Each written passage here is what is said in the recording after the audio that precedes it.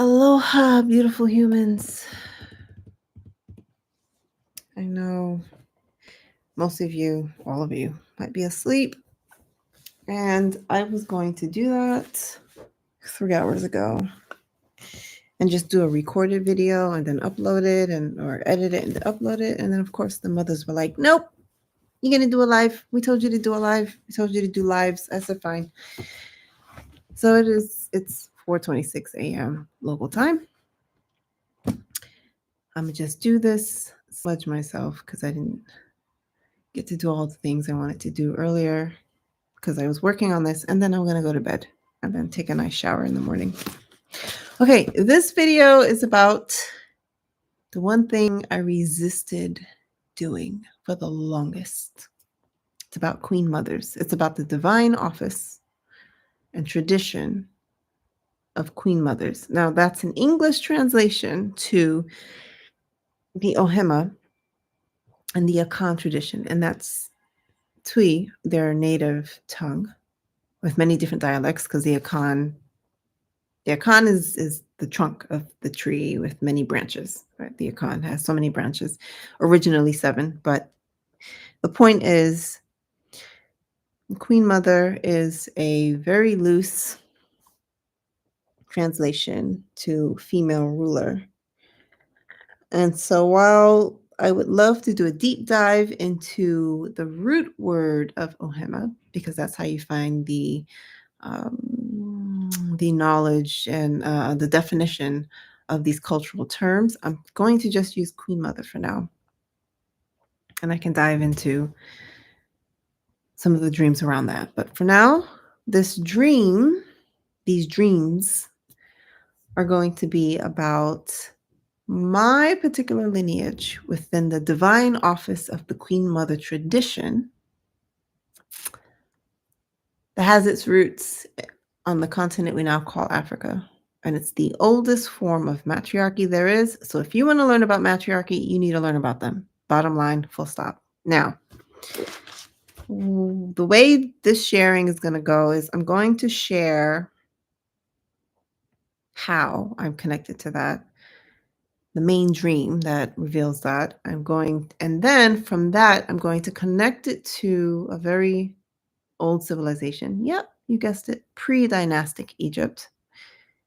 And then from that, I'm going to connect it to the Sibyls that the late Mama Zogbe spoke about.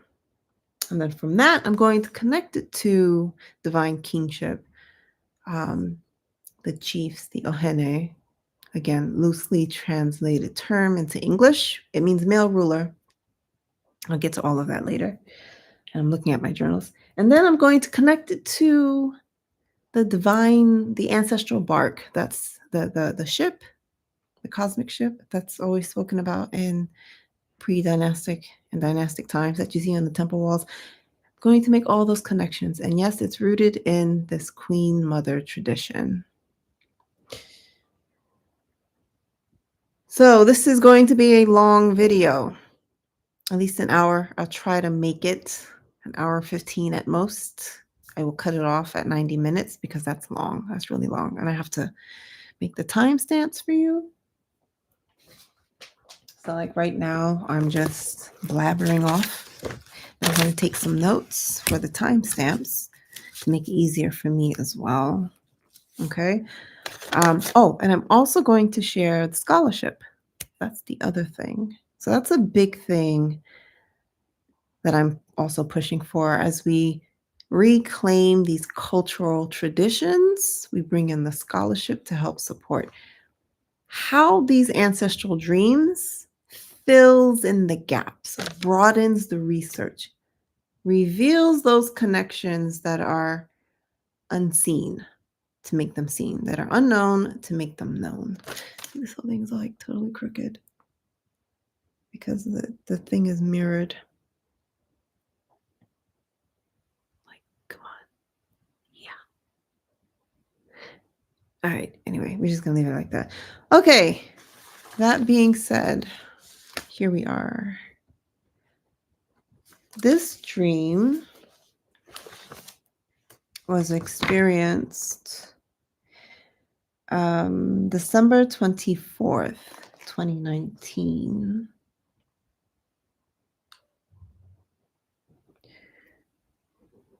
And there are some pictures, rough sketches.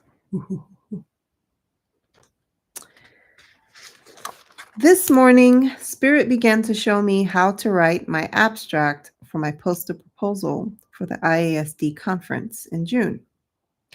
I need to include a little bit about indigenous methods in order to introduce an appropriate framework for ancestral dreaming.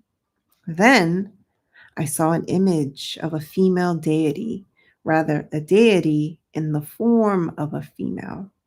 Her crown appeared to look like the New Age triple moon symbol, and her body was in a standing squat position.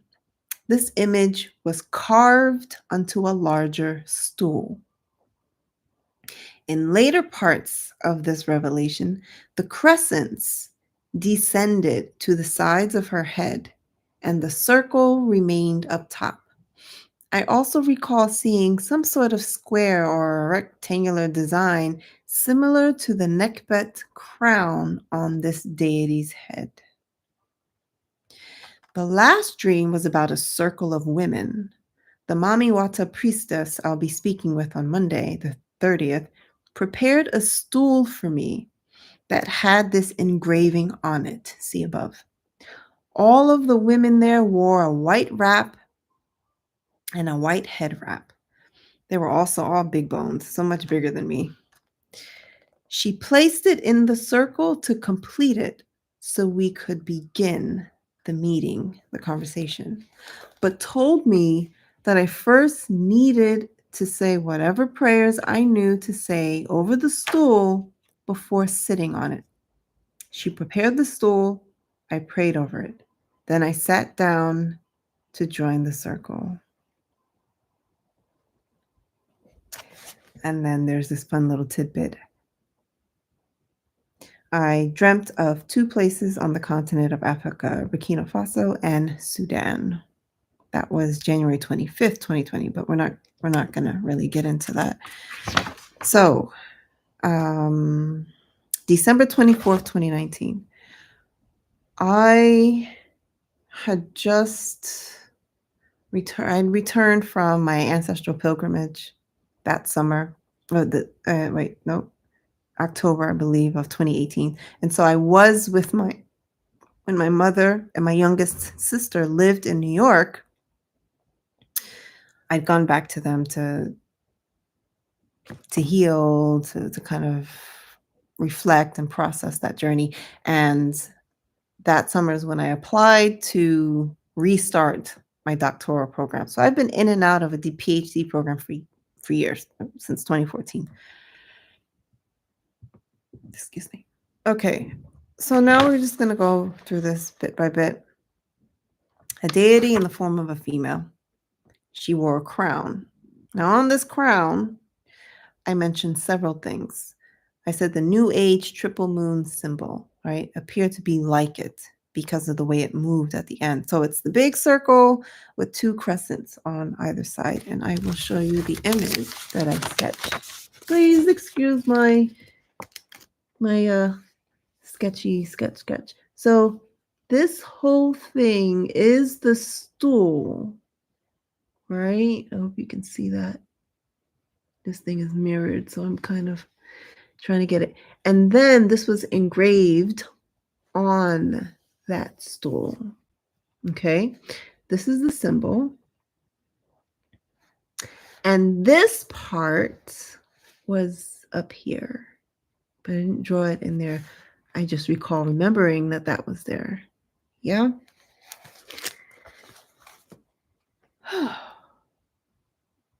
So the first thing we're going to do is talk about the Queen Mothers and how they're installed. Because in the Akan tradition, and this is specific to the Akans, I don't know how any other Queen Mother tradition on the rest of the continent seats their Queen Mother. I just know how the Akans do it because I have Akan ancestry. mean, it's overly obvious. I was raised with that knowledge. And my bonus father / stepfather is an Ashanti prince. He was married to my mom. They divorced years ago. 33 long years. So I was raised with seeing a stool in a house and knowing which stool to sit on, which stool not to sit on. As a little girl. So I grew up with this. It's not only in the blood and in the spirit, it was in the household, right? So now I'm going to talk about the Queen Mothers, what they are, their domain, their authority, a little bit of history. I'm going to go through the articles that I've noted, taken notes from. Also, I might put a couple of articles inside the description box tomorrow or later when I wake up, not tonight because I am exhausted. For you to do more reading if you'd like, if that's your thing. And then after that, I'm going to talk about the crown that she wore in the dream. So first, the Queen Mothers themselves. Okay. This comes from several articles that talk about the Akans as a whole, the Ashanti, which are the most spoken about, and the Kwahu. Okay, different branch. So from the Kwahu article, this was written by the U.S. Bureau of Citizenship and Immigration Services back in the late 90s or the early 2000s. A queen mother is knowledgeable of the clan genealogy. She may have her own court or council, which was all made up of women, by the way. She advises the chief on all matters. She possesses knowledge and wisdom in important areas such as tradition, legal and political matters, genealogy. She's the keeper of tradition and a kingmaker. She oversees the rite of passage, which is a public ceremony. So what do I mean by kingmakers? The queen mothers install either their sons or their nephews, a matrilineal male figure. So the male is related to her in some way or is descendant from one of her relations. They usually, from what I've read, depending upon the clan, the lineage, there's a gathering of queen mothers, of elders, and usually the chief. I'm just going to use that term. I'm not going to use king because king, people think, oh, European royalty. And this is very different, very, very different. So the chief is usually related to the queen mother in some way. She's the one that installs him. So she makes him the physical realm representation of divine authority, and she maintains the spiritual foundation. All the things I read: wisdom keeper, cultural custodian, record keeper of the sacred genealogies, political, spiritual matters, all of that. Right? So she's the power behind the installment. She guides the chief. There's going to be a note in here and in these written notes. We're going to come back to that. And then there's another dream connected to that. So just keep that in mind. Beverly Stoltje, I probably butchered that name. Department of Anthropology at Indiana University from 2021. She documents that the Queen Mother is always in dual leadership, which is true across the Akans. She's the Kingmaker. Here we go again, right? Her stool is the symbol of authority and leadership. The Queen Mother is the repository of wisdom. There's a proverb, she quotes, "The chief sucks the breasts of the queen mother." Now, where do we see that image of the mother suckling her child? Hello? Where do we see that? Where do we see that? You can't say the two aren't connected because they are. And the chief, by the way, doesn't have to be male.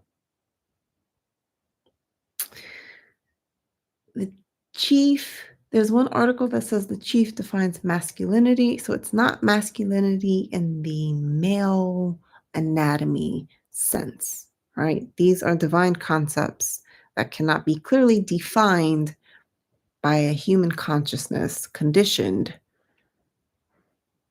by colonialism. It doesn't work like that. The queen mother can also be the chief, where then she would be also viewed as the male ruler, even though she is female. It's because these are roles, right? Which has their own traditions, which has their own dominions, their own authorities. She can be both. He can only be one. A female, the queen mother can be both queen mother and the front-facing authority for a nation. The son, the male chief, can only be just that. Can't be a queen mother. Why? Because he's not the female emanation of the progenitor ancestress that the entire foundation of the power structure is rooted in. Okay, moving on. The queen mother has a powerful role in ritual foundation of matrilineal kinship systems. It fuses the role of motherhood with identity and political strategy. The Ohema, which means female ruler in the Twi language. The Ohene, which means the male ruler. Also loosely defined as chief or Nana. And Nana is a very, it's like an esteemed ancestor, an esteemed elder. That's what Ohene more closely can be defined as. Until I can break down the etymology of these words, this is what I've got. So to be chief is to be an esteemed ancestor, someone that was sent from the ancestral realms to help with the worldly matters of a clan, of a nation, to be the intermediary between the divine and the profane, or the divine and what's the other word? Sacred, and it slips me, but worldly matters. But also, again, so too can the queen mother. She's the one that places him on the throne, on the stool. So, and to qualify to be a queen mother, you must descend from a royal ancestress within the clan. The royal ancestress is the progenitor ancestress, she who created the entire lineage. Right? She is also, the queen mother is also the royal genealogist. She knows who's qualified to also take that role because she herself descends from the progenitor ancestress, thus making the whole queen mother tradition both matriarchal and matrilineal. Matriarchal because it's rooted in, its beginnings is in the progenitor ancestress that created the thing in the first place. Continuing on with, I believe, Dr. Beverly, she writes that the Queen Mother contains knowledge and wisdom of the spirituality and the tradition. She puts religion, but again, we're not talking about Eurocentric terms, so or Eurocentric concepts. So she contains knowledge and wisdom of the tradition and spirituality behind that law history, politics, the daily affairs, and is advisor to the chief. Every clan has an origin story, right? And this origin story is at the foundation of the entire knowledge system. So even though the Akans have this story of originating within the seven sisters, seven mothers, and then there's an eighth, and then you got all these other sub branches. Each of those sisters, each of those mothers has her own cosmological foundation, similar to each other, but expressed differently. And you see that today. Okay, it's matrilineal, descent through the mother line, and thus matriarchal because its descent is from the progenitor ancestress. Mother origin. That's the other thing. Matriarchy does not mean the opposite of patriarchy, because you go through the etymology of it. Its earliest use of archy means beginning, the beginnings, the foundation. And then archy later meant what it means today. We also have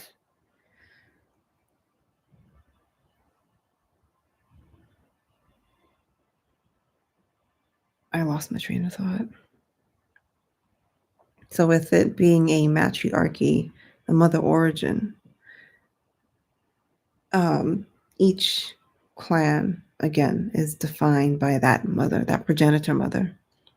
Identity is defined by that lineage. And that's how I was raised. My identity is defined by my lineage, not by any socio-political context.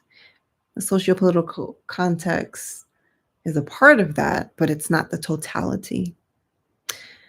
And again, the Queen Mother is a genealogist of royal families. So she has all the things because of she's a descendant of the primordial ancestress, the progenitor ancestress. Okay. The stools, a little more symbolism, a little more insight into the symbolisms of the stools as per the dream. This is a dissertation by Dr. Catherine Hale from Harvard, 2013. The stools symbolizes authority and leadership. The symbols on the stool defines the nature of her leadership. So let's go back to the dream. Okay. And you have the circle and the two crescents, right? And this. And I knew it was connected to Nekbet. We'll get to that in a minute. So this is not the triple moon. This is the sun. This is, these aren't moons either. These are crescents of light because they represent different aspects of the sun, right? And at the end of the dream, they descended to the side of her face, her eyes. Now, where else do we know that story of the left eye and the right eye of the sun deity? Okay, so with this being on the stool that was given to me, that was handed to me by my progenitor ancestresses and my lineage, it thus defines the nature of my leadership and what I've inherited. Okay.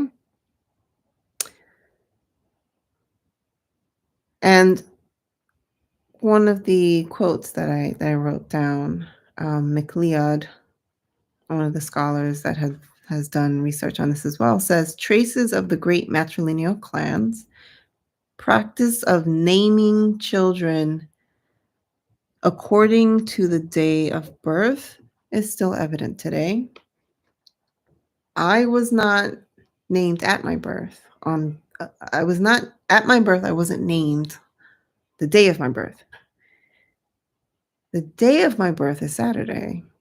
In the Akan tradition, the Saturday is a Saturday name for a female child is Amma. Now, I didn't name my lineage Amma. The mothers did, because in some cases, the clan head, also her name defines that lineage. And so Amma means mother, and it's the lineage of the mothers. Like, so just kind of just throwing that in there. Okay, next article by Nana Aboye Boaten the first. So Nana states, within the Akan cosmology, women are founders of various clans. They are progenitors. Okay, queen mothers are the heads of clans. They are repositories of knowledge and wisdom. People go to them for counseling because it's what they do. The Ohema, again, is the female ruler, means female ruler, and Ohene means chief. So this person tried to break down Ohema, which is what I was trying to get at earlier, which comes from Ohene and Maame. All right, this is their way of breaking it down. There, everybody that speaks the language has their way. This is just one way. So Ohene means chief, and Maame means mother. So Ohema would also mean the mother of the chief, which is generally the case, usually the case.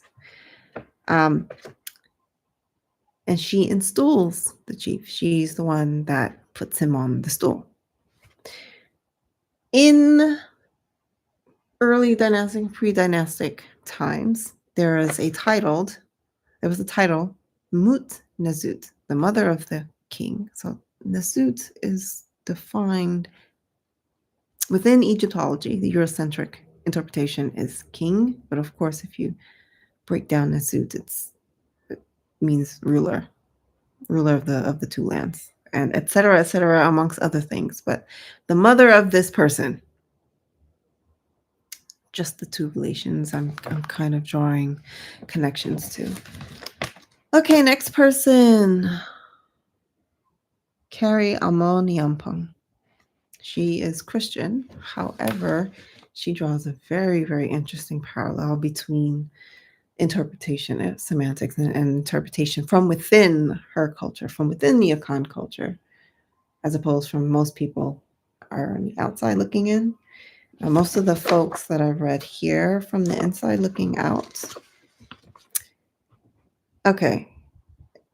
This person says the queen mother can become chief, and she would be seen as a female king, which is what I was saying earlier. But who else do we see that doing? Who else do we see doing that in the ancient past? Hatshepsut, the female king. Both queen and king, both a female ruler and male ruler. Symbolism, okay? It's not about gender. It's not about sex. It's not about your sex at birth. These are roles in the sense of spiritual responsibility to the people that are around you, to your nation, to the two lands, meaning heaven and earth. But yes, the Queen Mother is also a royal ancestress of the clan. Okay, last but not least, Tariku Farrar.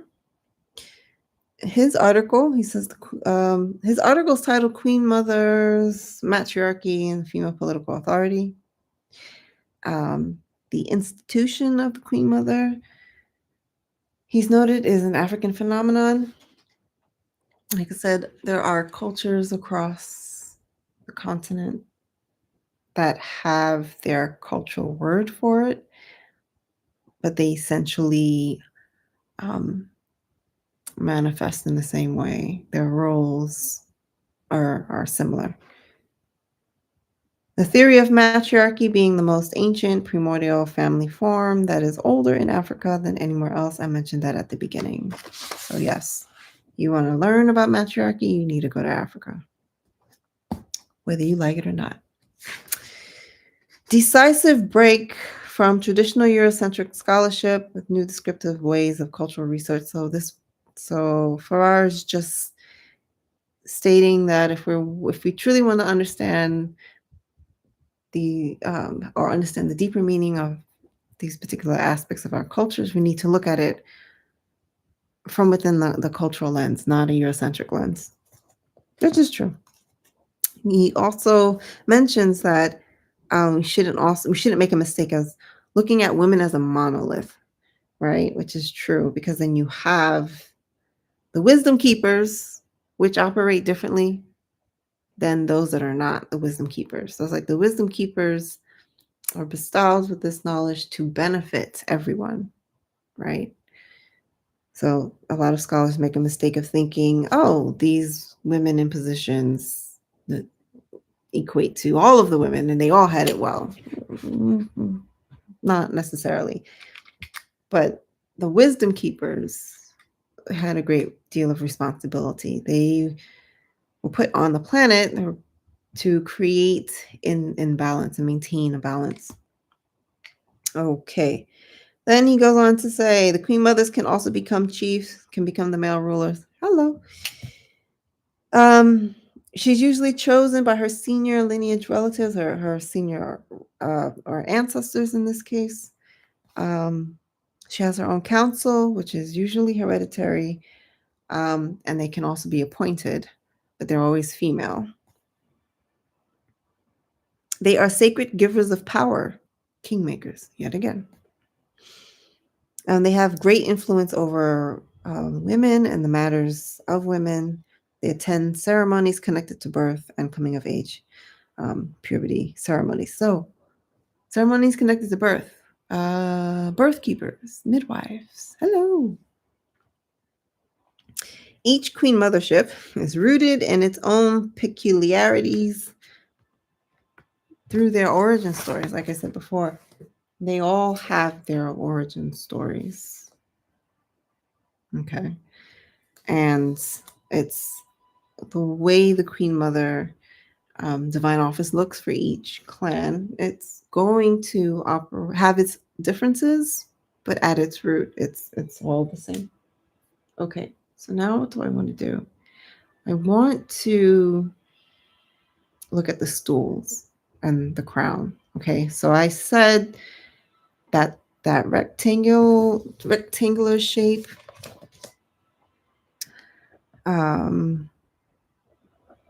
looked like the neckbet crown. Show you that image again.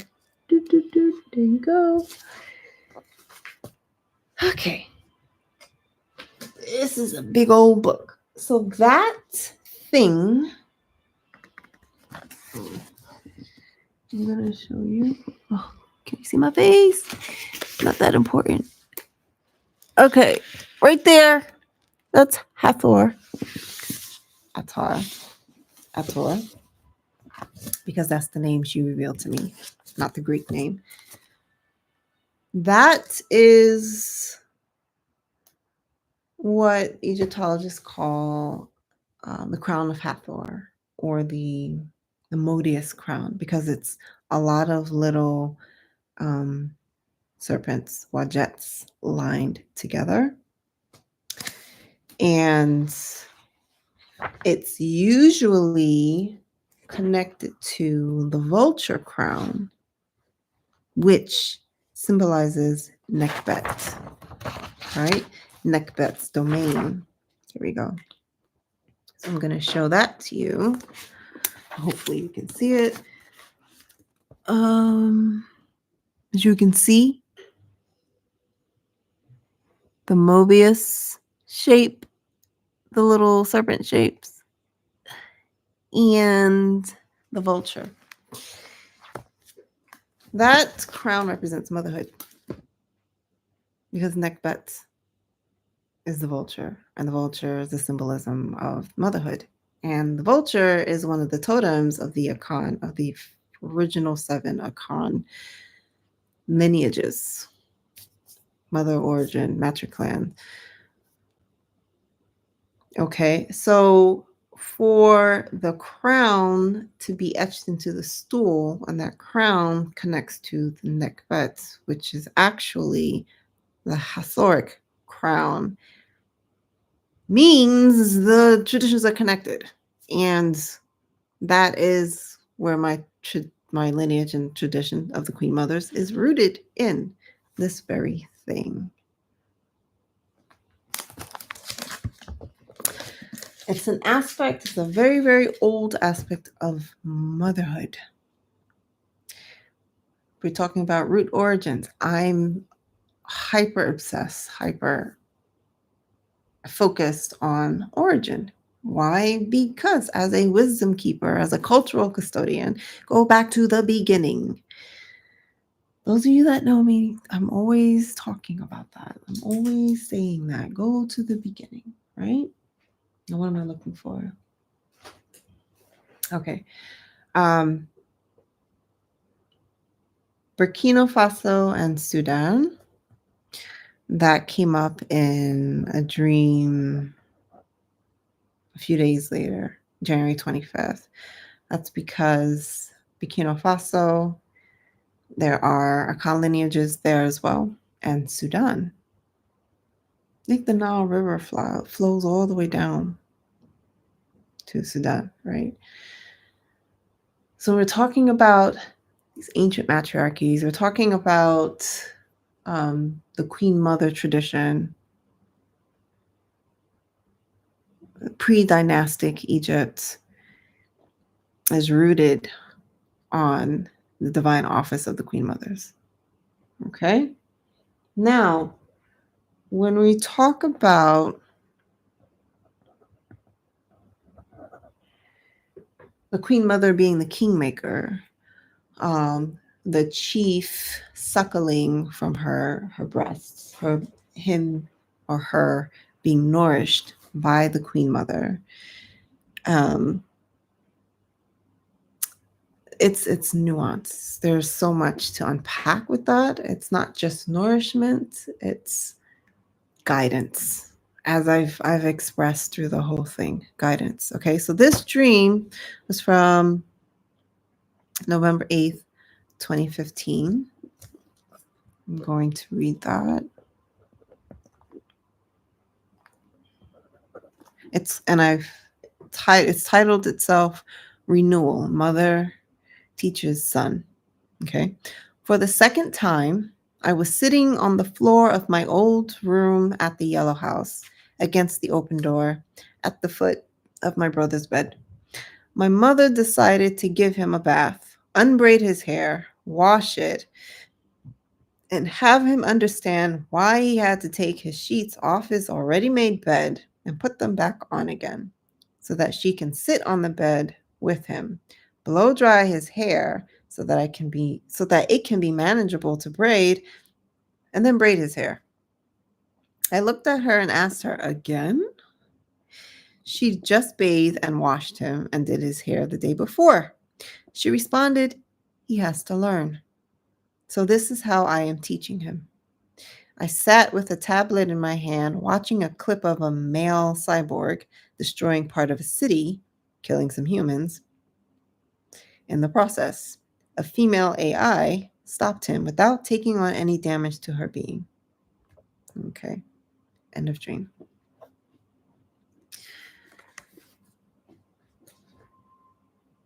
The Queen Mother taking out the braids of his hair on his bed that she's helped him to make, and taking that off the bed, giving him a bath, and showing him how to make his bed. And she's doing that repeatedly. Now, in the dream, I remember I wore the same thing that she wore. Yes, let me continue that. So I was like, what?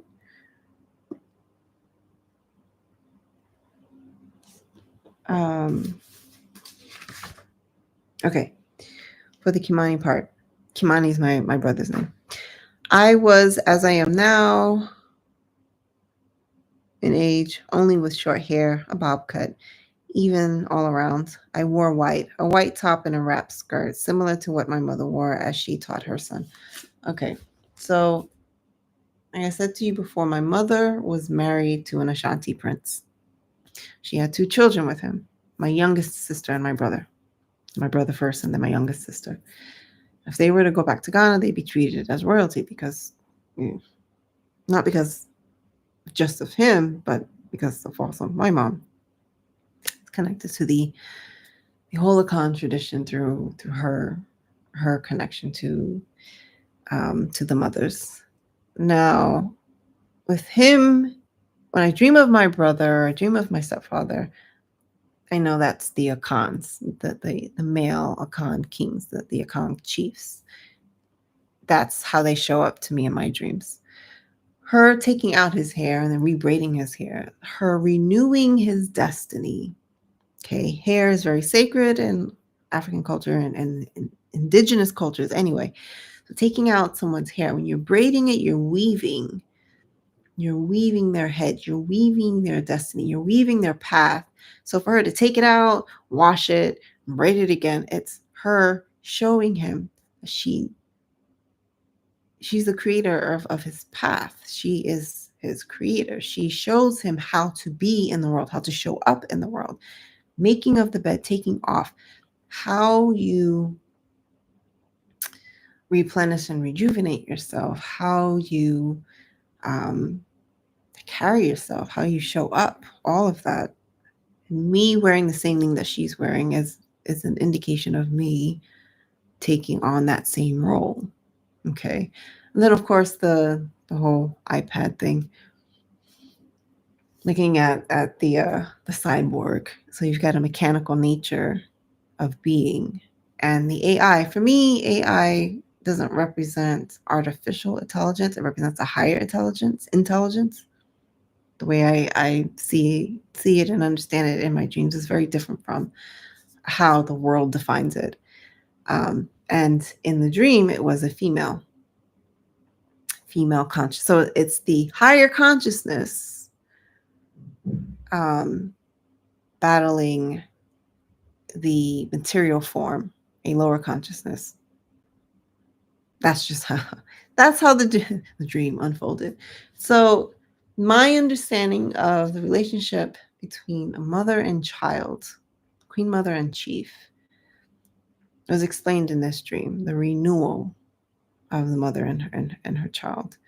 And then in this case, my brother being a representative of the Akan chiefs and how the mother renews and provides him with his destiny, right? The way he shows up in the world. I want to go back to the dream about the stool. I don't think I went and interpreted it. And so you have the stool being given to me, and is given to me by the mothers. So my inheritance, what I've inherited, relates to the embodiment of this divine office of motherhood, which encompasses wisdom, keeping cultural continuity, and spiritual advisement. Knowledge about women's culture. That's what I've inherited. And it's connected to these cultures, the Akan culture and the pre-dynastic culture of the mothers. And then the ceremony to be included into the circle of these ancestral mothers, where they were all wearing white, big bones. I'm a tiny little thing. Part of the embodiment of an ancient mother is that she's robust. She has that which is necessary to nourish not just a child, her children, her sister's children, but that of a nation, or the nation too is her child. So being pulled into that circle, being welcomed into that circle, having to speak over the stool before I sat upon it, speaking, giving power to, I needed to say a prayer. She said, say it, and then you sit on it, joining the circle. And I did that. This woman A Mami Wata priestess. She, again, Mami Wata, mother of the waters. Sitting in circle with that spiritual power, really. That's part and parcel of the Queen Mother, the office of the Queen Mother, the tradition of the Queen Mothers. So that's what my tradition is, rooted in that of the Queen Mothers. The divine office. I call it divine office because it's not an institution. I'm not looking at it from a patriarchal lens. Through a patriarchal lens, that's what you would call it, an institution. But then it downplays the potency of its power. I'm not about that. I do want to share 2 more things. I know this is a lot. I'm doing pretty good on time. So there's this theme in ancient Egyptian or pre-dynastic traditions that you see on the temple walls, and it's of the divine barque or the divine boat, right? Where the ancestors are in, and there are these prayers to elevate yourself so that you can have a spot on that boat. It's out there in the myths. Go and read it. But I'm going to read to you a dream that I guess adds to the importance of ancestral veneration. So this is not ancestral worship. You're not worshiping. You're honoring those that came before you. So the mothers that have passed down this tradition to me, the stool to me, I honor them, right? I don't worship them. There's no need to worship. Or it's not giving my power away. They give me power and I'm going to give it away. No, that's not what we do. We don't worship. Okay. This dream is from April 26, 2013. I was on the top floor of a condo or hotel, the penthouse.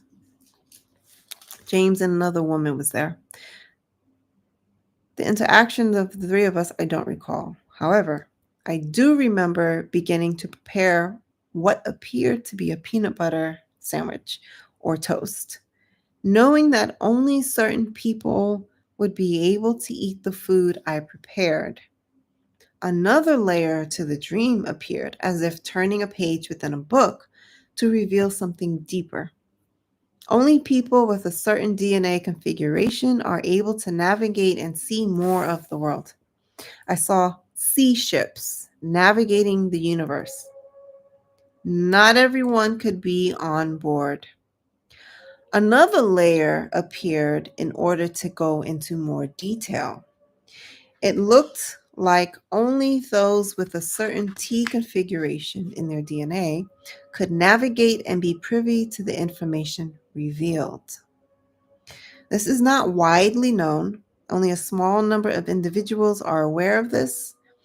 The few that have this DNA configuration and the few that don't have it but are aware of its potential. The few that do know do not want people to find out about it.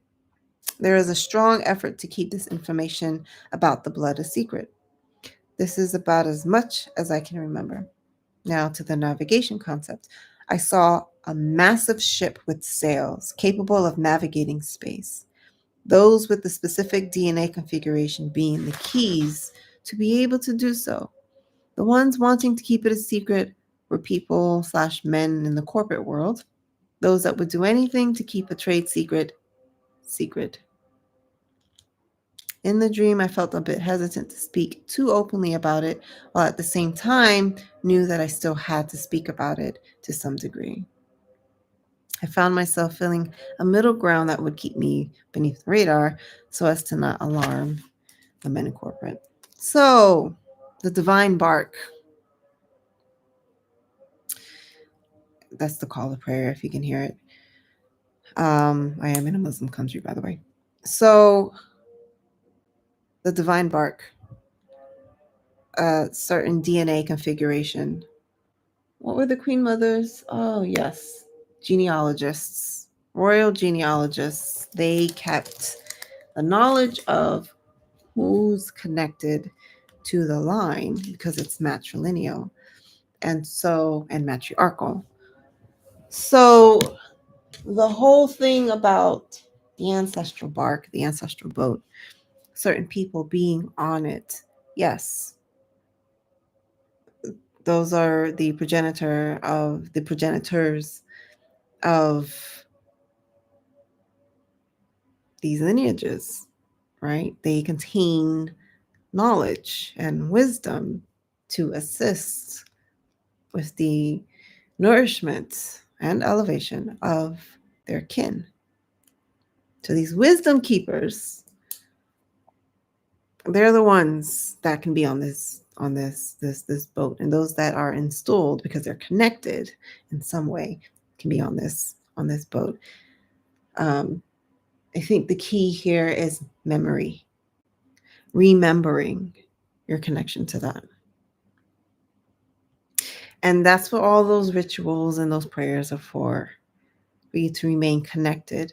That's what the veneration was for you to remain connected. Because if you forget, well, then you miss your boat, right? You miss your boat. You don't go anywhere. Well, you don't go where your ancestors go. You go somewhere else. Nobody wants to go somewhere else. We all want to go with the big folks, the big peoples.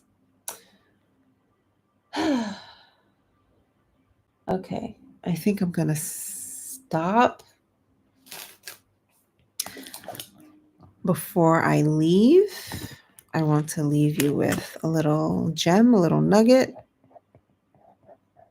and that is the late Mama Zogbe's book. This book, right? My women of color, women of the codex, because you got the codes. Get this book. The part that I kind of want to leave you off with is on page 23. So I'm gonna just read it, but I'm not gonna go into the whole interpretation of it because this is also a part of the divine office of the Queen Mother. Right? She's an oracle. She's all the things. She's descendant of the progenitor ancestress, a primordial mother. And primordial has all the knowledge. Okay, so Mama Zogbe writes, during ancient times, leaders customarily applied allegory and poetic rhyme to conceal, as well as to commit to hard esoteric truths that were not meant for the masses. The priesthood of the Sibyls were even more conspicuous. They were part of the divine cycle of procreation, preservation, death, and renewal, rebirth. So procreation, birth, preservation, rebirth, death, and renewal, which was believed to take place every 600 or 6,000 years. She put 6,000 in parentheses. Okay, so I highlighted it. That's what she said. Now here's what my lineage said. As I stepped out of the shower, this is, by the way, April 9th, 2011.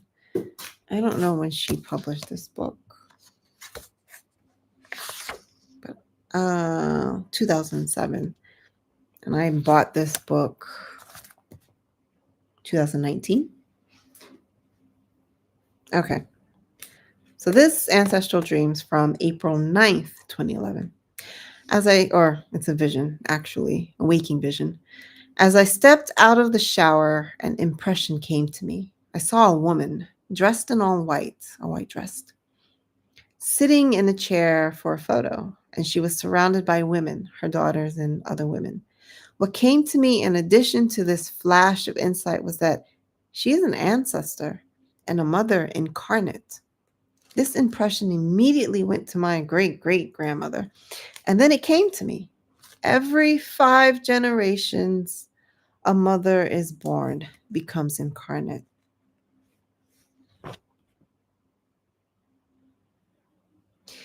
So,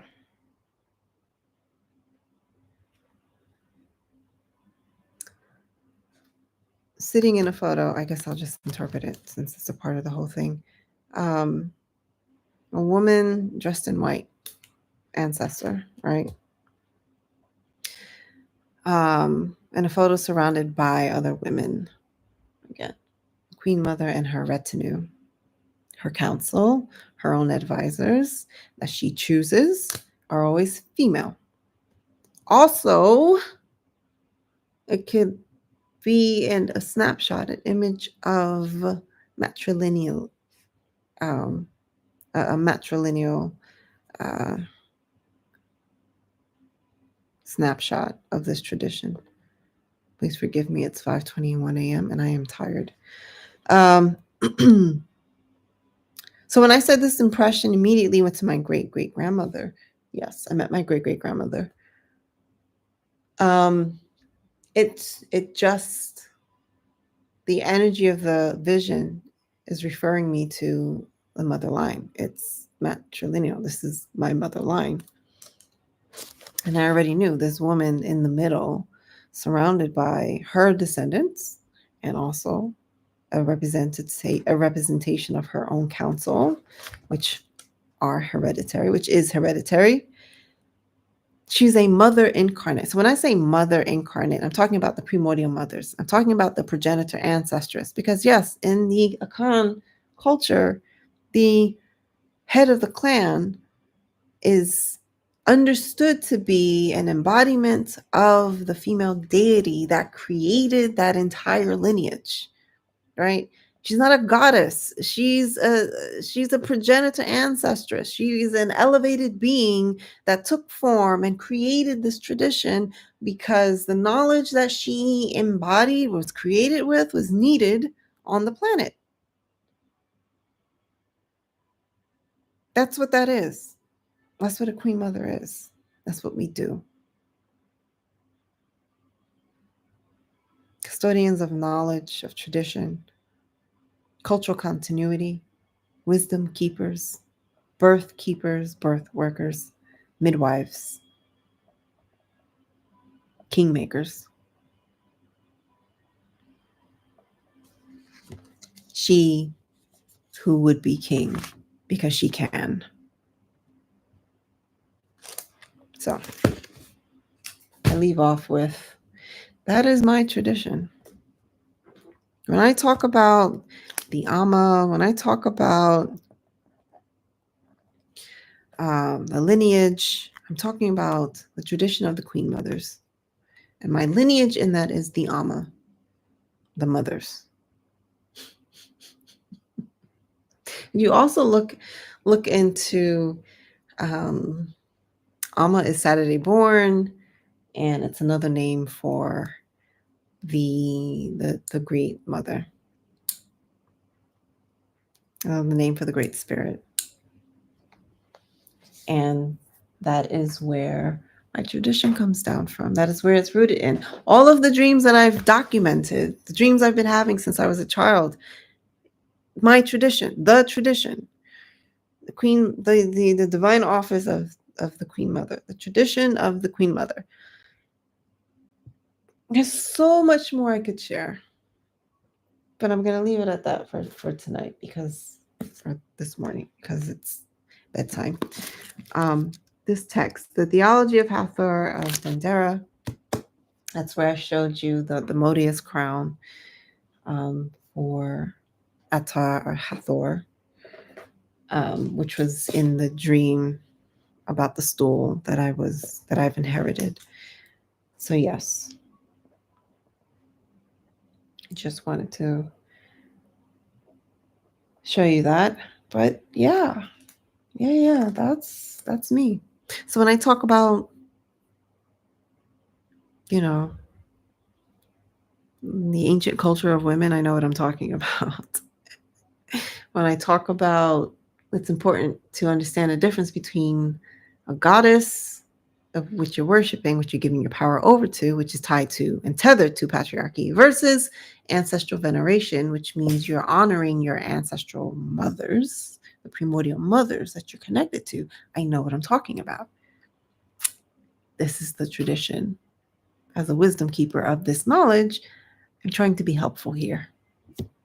Trying very hard to be helpful. Don't know where all that hard work is going, but this is a part of my dissertation project. Me being on the continent has revealed so much more about this tradition than me being in the United States. And that's because land holds memory. It does. And I'm in Morocco. So you might think, well, Morocco is Islamic. Yeah, now it is. Back in the day, we're talking about the tradition of the Queen Mother on the entire continent. We're talking about hundreds of thousands of years ago. It's still going to be there. The mothers are here. The mothers here are a lot more intense than the ones over in the United States. So without further ado, I'm going to take my butt to bed. Thank you for showing up for my TED Talk. Thank you for learning more about the tradition I carry and where I speak from. And what you yourself could possibly be connected to, right? So sleep well, sweet dreams, sleep tight. Do not let the bed bugs bite. And I will see you in the next one. Have a good night.